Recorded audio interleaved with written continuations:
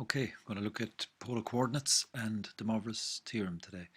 Uh, Standard format for a complex number is, as you know, this format here, a plus bi, for example, 2 plus 7i minus 3 minus 4i.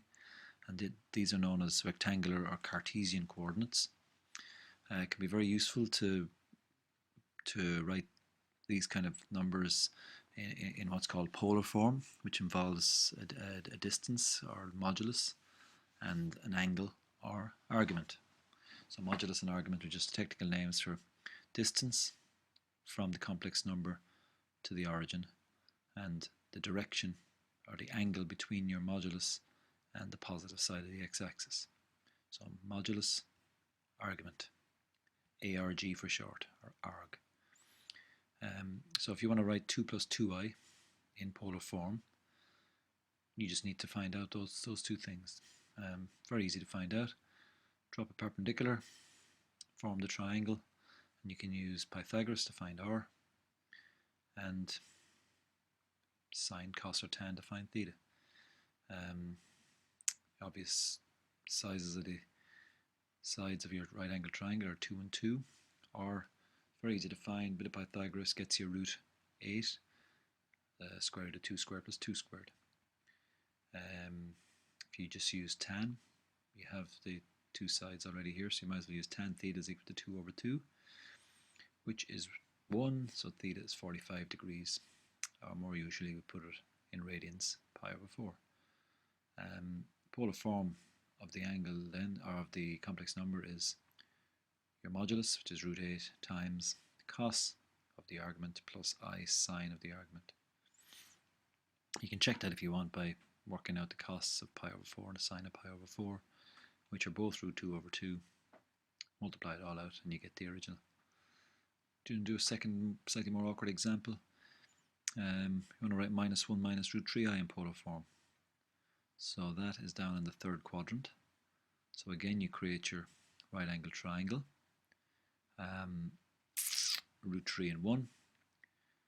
We can find the r, which is the modulus, the blue line there. That's pretty simple. Pythagoras gives us 2 for that. Square root of 1 squared plus root 3 squared is 2. We can't find our angle theta directly, so first of all we'll find the acute angle here, which we're calling phi. Same as the last one, tan phi is root 3 over 1. Phi works out to be, well, it's inverse tan of root 3, which is 60 degrees, or pi over 3. Theta then is an extra 180, so the phi plus the extra 180 here, and that's 240, or 4 pi over 3. Therefore our number, which in rectangular coordinates is minus 1 minus root 3i, is now in polar form 2 times the cos of 4 pi over 3 plus I sine 4 pi over 3.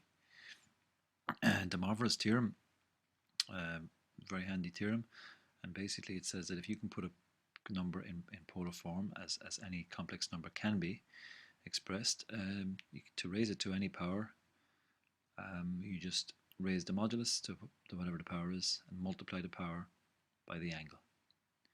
Works for, and certainly in leaving cert anyway, we're only going to focus on an element of Q, rational numbers, so positive or negative integers and any fraction at all. So if you're asked to write minus 1 minus root 3 to the 7, minus 1 minus root 3 from above is this here, so we have it in polar form, so we just need to raise all that to the power of 7. If you apply de Moivre, you raise the modulus to the power of 7 and multiply the angle by 7. So raise the modulus, which is 2, raise that to the power of 7 and multiply the 4 pi over 3 by 7.